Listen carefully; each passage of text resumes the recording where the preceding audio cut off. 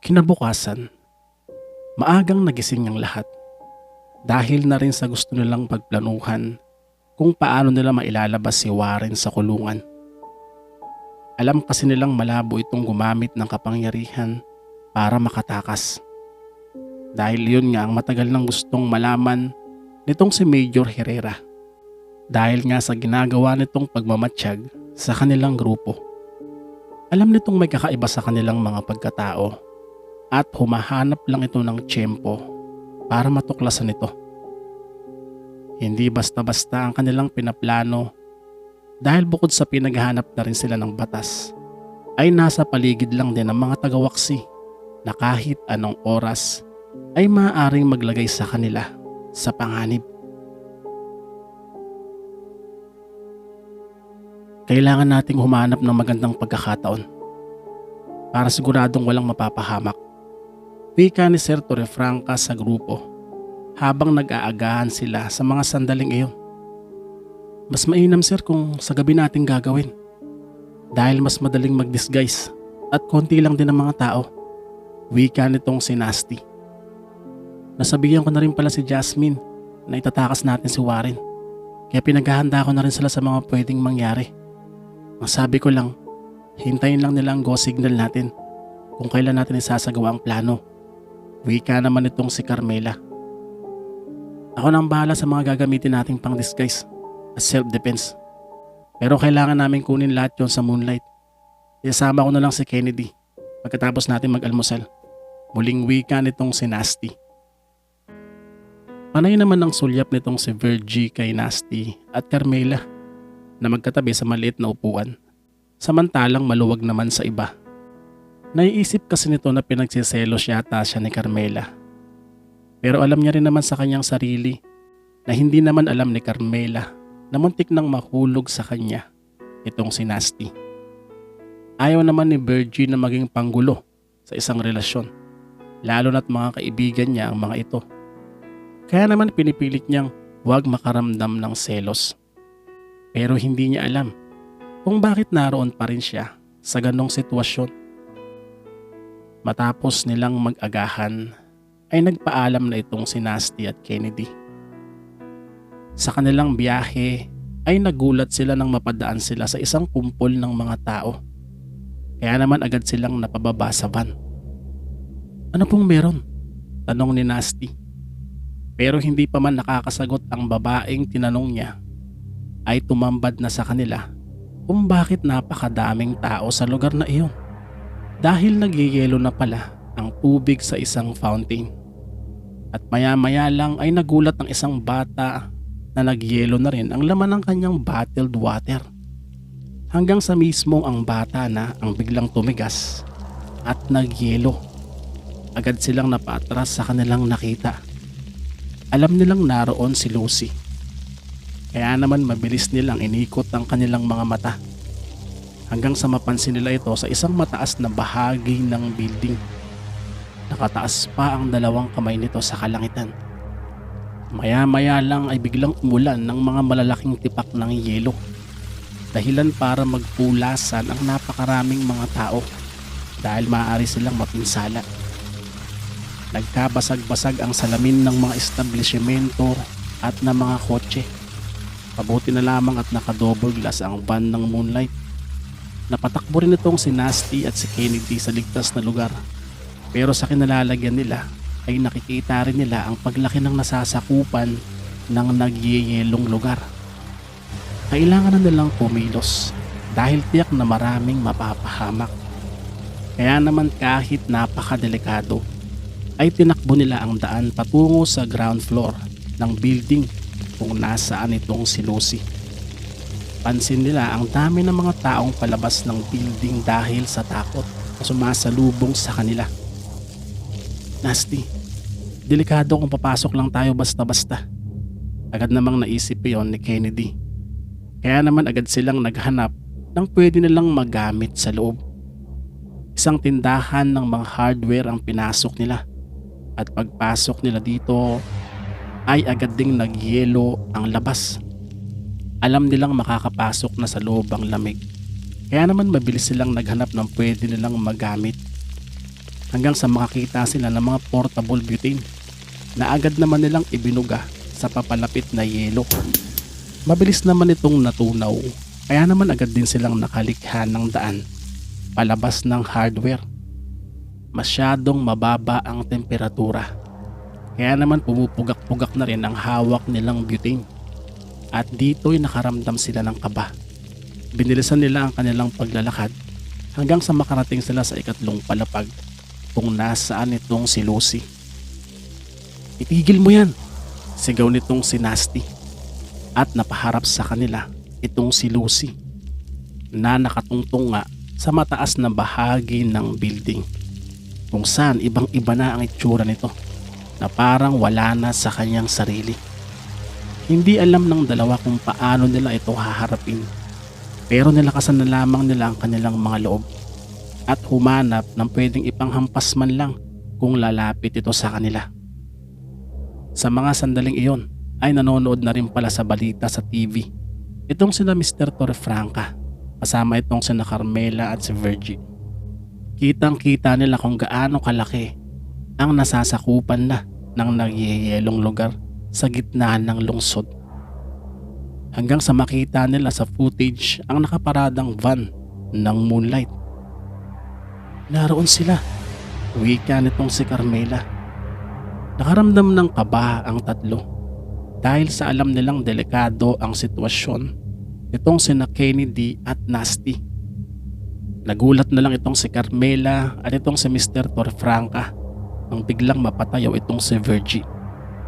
"Nasty," wika na to sa kanyang sarili. "Pupuntahan ko sila. Kailangan nila ako doon." Kaya naman agad itong lumabas ng bahay. Paghabol ni Carmela ay agad itong nawala sa kanyang paningin. Hindi naman alam ni Carmela kung magtutungo rin siya sa lugar dahil nga sa nakikita niyang sitwasyon sa TV. "Dito ka na lang, Carmela. May tiwala ako sa kanila. Huwag kang mag-alala," wika nitong si Sir Torrefranca. Hanggang sa presinto naman ay mainit na pinag-uusapan ang mulingang pagbaba ng temperatura sa isang bahagi na naman ng lungsod kung saan may mga casualties na naman dito. Napatayo sa pagkakaupo itong si Warren at napasilip sa labas ng rehas. Dahil nga sa mga natatarantang mga kapulisan, yun din ang oras ng dalaw, kaya naman ito rin ang sulpot ni Jasmine at ng kanyang kapatid at nanay. "Anong nangyayari?" agad na tanong ni Warren kay Jasmine. "Ang mga tagawaksi, Warren." Napabuntong hininga na lang itong si Warren ng malalim at naisip niya na kailangan niya na talagang makalabas dahil nga sa mga pinaggagawa ng mga tagawaksi. "Konting tiis na lang, Warren. Malapit nang gumabi," wika ni Jasmine sa kanya. Alam na rin kasi niyang ilalabas siya ng mga kasama sa pagsapit ng dilim. Paano nila gagawin yun? Sa tingin ko, mas uunahin nila ang mga tagawaksi. Tugon naman itong si Warren. Hindi naman agad nakatugon itong si Jasmine dahil hindi niya rin alam kung ano bang pwede nilang gawin. Maliban na sila mismong dalawa ang gumawa ng paraan para makaalis sa lugar. Pero lagi pa rin nilang isinasaalang-alang na kung may makakaalam nga ng kanilang mga kapangyarihan ay habang buhay silang susundan ng mga otoridad. Kaya naman muli nilang ikinalma ang kanilang mga sarili at nagtiwala na lang muna sa mga magagawa ng kanilang mga kasama. Ang hindi nila alam ay nasa alanganin na itong si Nasty at itong si Kennedy. Malapit nang maubos ang laman ng kanilang mga butane at kapag nangyari iyon ay tiyak na maninigas sila sa lamig. "Lucy, bakit kailangang umabot sa ganito? Alam ko na hindi ito ang gusto mong mangyari. Akala ko ba kasama namin kayo sa paglaban sa kasamaan?" Wika nitong si Nasty kay Lucy. Hindi namin kayo kasama. Sigaw naman ni Lucy sa kanya na tila wala na sa sarili, at dito ay naramdaman nila na lalong lumalamig ang paligid at ayaw na rin gumana ng mga hawak nilang butane. Kaya naman naisip ng dalawa na iyon na yata ang kanilang katapusan dahil gumagapang na sa kanilang katawan ang yelo at ipinikit na lamang nila ang kanilang mga mata nang biglang sumindi ang hawak nilang mga butane dahil nakadiin pa rin ang mga daliri nila dito. Nagulat sila sa nangyari. Kaya naman agad nilang tinunaw ang mga yelong nakabalot sa kanilang katawan. Naroon na pala si Virgie para tulungan sila gamit ang kapangyarihan nito. At nagtaka sila na hindi ito nababalutan ng yelo sa kabila ng sobrang baba ng temperatura. Napansin na lamang nila na tila may kung anong bumabalot sa katawan nito. Nakakaibang aura. Inangat nito ang isang kamay at itinapat kay Lucy. Pero itinapat din ni Lucy ang dalawang kamay niya kay Virgie. Pero unti-unti pa rin natutunaw ang mga yelo sa paligid. Natanda na hindi sapat ang kapangyarihan nitong si Lucy laban kay Virgie. At bumalik ito sa dati nitong kaanyuan. Hindi na rin niya kayang pababain pa ang temperatura sa lugar. At nilapitan siya nitong si Virgie. Itigil mo na yan, Lucy. Alam ko hindi ka masama at alam mo rin yan sa iyong sarili. Pero hindi nito pinakinggan si Virgie, bagkus ay tumakbo pa ito. Pero sinalubong siya nitong si Nasty at Kennedy. Napahinto na lamang siya at dito ay napaluhod na lamang. Dahil ipinagtataka niya na hindi na niya magamit ang kanyang kapangyarihan, na wala na ito. Ang hindi niya alam ay may kakayahan pala itong si Virgie na magsara ng isang itim na kapangyarihan para hindi na muling magamit pa. Itinali na lamang nila ito ng cable tie sa kanyang kamay at sa kanyang paa para hindi ito makaalis sa lugar. Hanggang sa maabutan na nga ito ng mga kapulisan. Nakilala ng mga otoridad itong si Lucy na siya ang may likha ng kakaibang pinomena dahil nga sa dami ng mga footages niya nakuha ng media kung saan ay maraming napahamak dahil sa kanyang mga pinaggagawa. Kaya naman agad siyang hinuli ng mga pulis. At sa mga sandaling iyon ay papunta ng Moonlight ang tatlo para nga makaiwas na rin sa mga kapulisan. Hindi pa rin makapaniwala ang dalawa sa nasaksihan nilang kakayahan nitong si Virgie. Sa mga lumilipas na araw ay lalong nadadagdagan ng mga bagay na nalalaman nila dito. Pero ikinakatuwa nila iyon. Saan mo natutunan yun? Tanong nitong si Nasty habang nagdadrive. Ang alin? Balik na tanong naman nitong si Virgie. Ang magselyo. Alam mo, Nasty, mula nang malaman ko na may kakaiba akong kakayahan, inalam ko na rin ang lahat ng pwede kong magawa at nagsanay ako. Pero hindi ko pa rin makontrol ang kapangyarihan ko. Wika nitong si Virgie. Pero pinabilib mo kami dun, ha? Wika naman ni Kennedy na nakangiti naman. Pumasok ako sa Moonlight para magamit ang aking kakayahan dahil alam kong marami nangangailangan ng tulong. Hindi basta-basta ang magselyo dahil magagawa mo lang ito sa mas mahinang kapangyarihan. Patuloy na wika nitong si Virgie. Wow!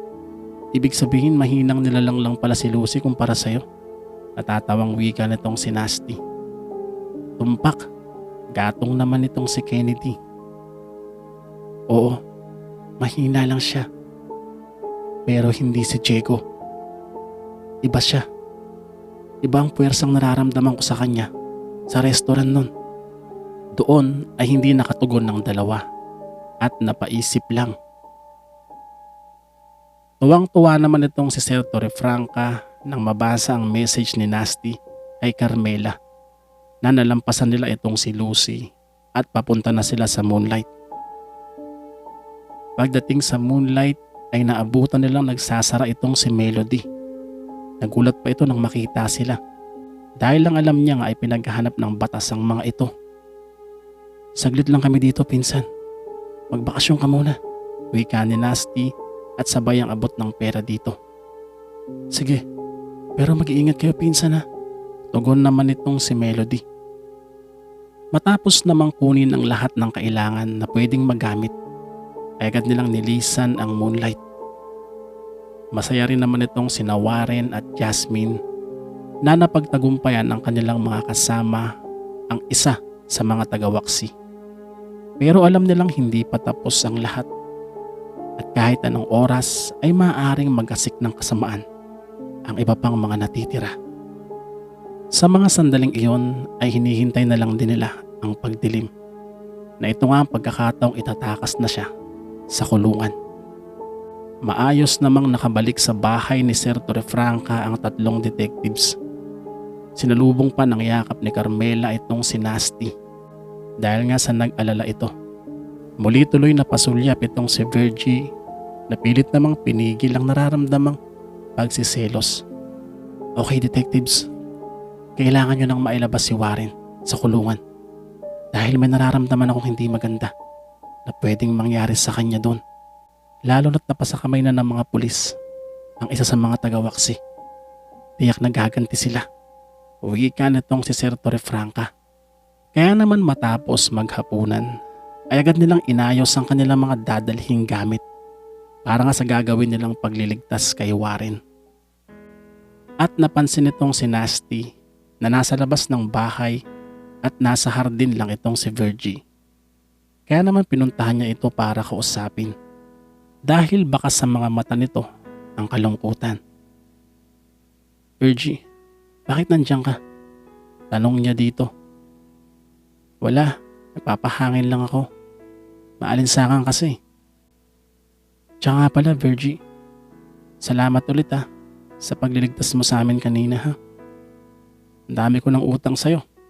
Medyo nangingiting wika nitong si Nasty. Oo no, pati pera boss, marami ka ng utang. Kaya kapag naging maayos na ang lahat, magkukwentahan na tayo Kala mo Nakangising wika rin itong si Virgie. At natawan naman itong si Nasty. Pero hindi naman niya nakakalimutan ang obligasyon niya dito bilang amo. Pansamantalang nagsara ang Moonlight dahil nga sa mga pangyayari. Kaya naman realidad muna ang kailangan nilang harapin. Alam mo Virgie, hanggang ngayon palaisipan pa rin sa akin kung paano mo nalaman ang agency ko. Paano ka nakapag-apply? Tapos sa mga nagdaang araw, ang dami ko pang nalalaman sa'yo na hindi ka lang pala pangkaraniwan. Coincidence lang ba ang lahat? Tanong ni Nasty kay Virgie. Napaharap naman ng dalaga sa kanya at winikang, ano sa tingin mo? Hindi ko nga alam tugon ni Nasty. Ako rin naman Pero mula nang maramdaman ko na may kakaiba sa akin, na may kakaiba akong kakayahan, hinanap kita Nasty. Nabasa ko ang ilang mga ads mo sa mga dyaryo nung nagpapasimula pa lang ang Moonlight at naghahanap ka ng mga detectives. Inalam ko ang lahat tungkol sa'yo, saan ka nag-aral, anong tinapos mo, at kung anong mga kinasangkutan mo mga pangyayari. Na-curious ako sa'yo at sa tingin ko, ikaw din ang makakatulong sa akin para magamit ko ng maayos ang aking kakayahan. Alam mo Nasty, hindi naman ako nagsisisi sa ginawa ko. Siguro nga, ito din talaga ang kapalaran ko. Ang maging bahagi ng grupo, ng Midnight Detectives, ang magligtas, ang maging isang superhero. Kahit pa nasasaktan. Wika nitong si Virgie na medyo nangingilid na pala ang luha sa mga sandaling iyon. Bakit Virgie? May problema ba? Wala. Masaya lang siguro ako. Tara, magdidilim na. Kailangan na nating planuhin ang pagkuha kay Warren. Pagbabago ng usapan nitong si Virgie, sabay pahid ng luha at naglakad papasok ng bahay. Alam ni Nasty na may nararamdaman pa rin ito sa kanya. Kaya ganun na lamang ito makitungo. Ayun naman ang totoo. Pero wala na siyang magagawa sa bagay na iyon. Hindi na niya alam kung paano niya pangahawakan pa ang sitwasyon. Naisip na lang niya na baka Kusa na lang itong magbabago sa paglipas ng araw. Samantala, ang hindi alam ng mga detectives, bago pa nila isagawa ang kanilang plano kay Warren, ay may masama rin palang binabalak itong si Bruno. Nasa paligid lang ito ng presinto at humahanap ng tiyempo na sunugin ng lugar kasama itong si Warren. Hanggang sa tuluyan ng sumapit ang gabi. Oras na rin na iyon para magpalit ng mga naka-duting pulis. Nagkataong antok na antok ang naka-assign sa front desk. Kaya naman iniwan nito ang pwesto para magtimpla ng kape. Na iyon na ang pagkakataon para kay Bruno para pumasok sa lugar.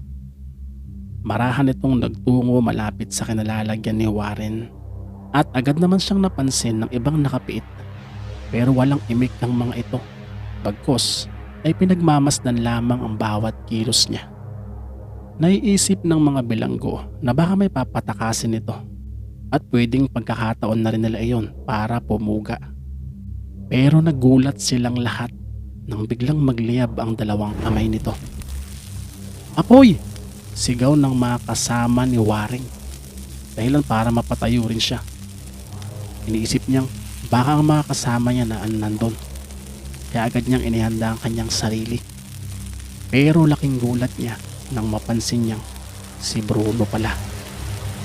Lalong lumakas ang pagliyab ng mga kamay nito at agad itong binugahan ng iba't ibang bahagi ng lugar, dahilan para magsigawan na ang mga tao.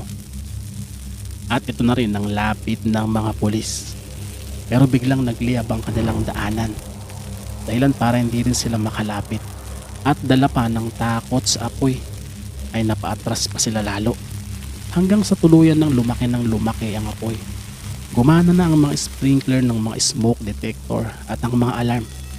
Nabalot na agad ng usok ang lugar, dahilan para masuffocate na ang ilang mga bilanggo, magiging si Warren.